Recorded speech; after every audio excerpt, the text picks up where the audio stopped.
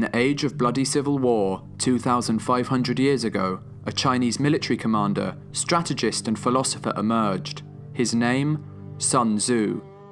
After successfully defending the state of Wu against its neighbour Chu to the west, a book formerly known as Master Sun's Military Methods was born, which has later become known as The Art of War. The Art of War is the most influential treatise on war ever written, consisting of 13 chapters, each of which is devoted to one aspect of warfare. It has shaped the way in which conflicts have been fought for thousands of years, from the Japanese samurai to the Napoleonic War. Not only has the book influenced military commanders and generals all over the world, it has had resounding effects on politics, sports and business to this day. The art of war is of vital importance to the state. It's a matter of life and death, a road either to safety or to ruin. Hence it's a subject of inquiry which can on no account be neglected. Sun Tzu has a holistic philosophy that if you follow correctly and study thoroughly, you will be victorious. Sun Tzu says, "Avoid what is strong and strike at what is weak." Sun Tzu is a strong believer that winning the war with as little unnecessary combat as possible is the key to true victory.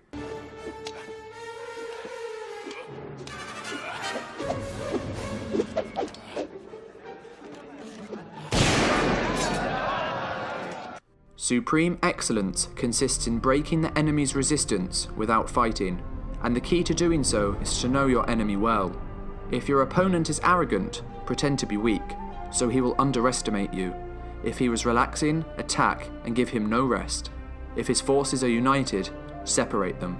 Sun Tzu is essentially saying that if you know your opponent's weaknesses and how to exploit them, you will never lose. And so at dawn, the hopeless Athenians do the unthinkable. They attack. They attack the weary Persians as they disembark their ships on shaky legs after a month at sea. They attack before they can establish their war camp and supply their soldiers. Sun Tzu says, if you know the enemy and know yourself, you need not fear the result of 100 battles. During the mid-1960s, a war took place between the North Vietnamese Communists and the United States of America. Instead of confronting the Americans head-on, the Viet Cong had a different idea in mind. They used unconventional guerrilla warfare tactics, which included hit-and-run strategies. This proved very effective against the much larger military of the Americans. It's more important to outthink your enemy than to outfight him. The Viet Cong forces were inferior to the Americans in both man and firepower, so guerrilla warfare tactics allowed them to inflict significant damage while keeping their casualties to a minimum. They also had unparalleled knowledge of the terrain. This included a vast network of underground tunnels, allowing them to evade carpet bombing and escape the enemy. The terrain was also laced with various booby traps and landmines. Even though the Viet Cong and North Vietnamese were heavily outarmed by the American superpower, they were still able to defeat them as they truly understood Sun Tzu's philosophy.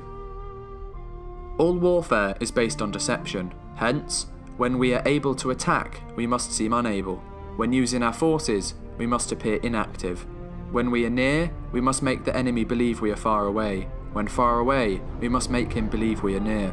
This philosophy can be seen in the World War II invasion of Normandy, known as D-Day. The British created several fictional units of troops stationed in Scotland who were ready to invade Europe through its northern regions, in particular Scandinavia.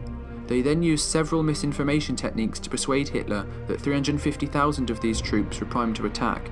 Radio chatter in Scotland lit up with talks of these troops preparing for an overseas assault, and many of these transmissions were made easily interceptable.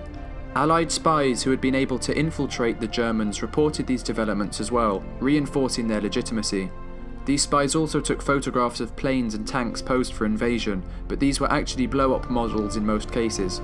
All this caused dozens of German divisions to go up to bogus locations and wait for an imaginary army to show up, whilst important battles were fought elsewhere.